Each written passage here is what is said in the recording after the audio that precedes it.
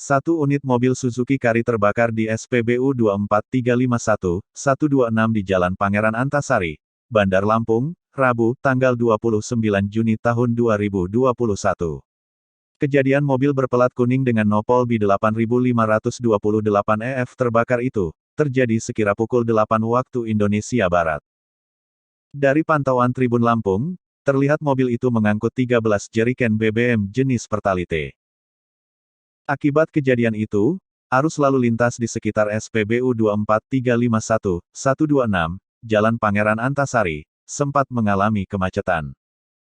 Meski demikian, kebakaran cepat teratasi setelah petugas damkar datang untuk memadamkan api.